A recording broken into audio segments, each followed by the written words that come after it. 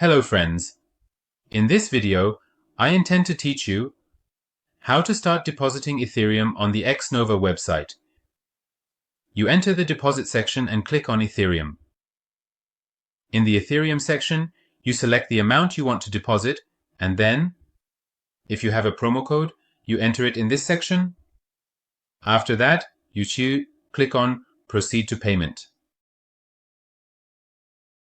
And friends, please note that in the next section, you need to copy the amount you see here and paste it into your mobile wallet in the amount section. Then, you scan this QR code with your wallet.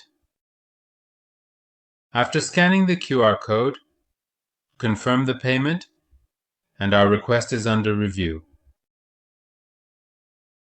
And friends, as you can see, Ethereum has been added to our account.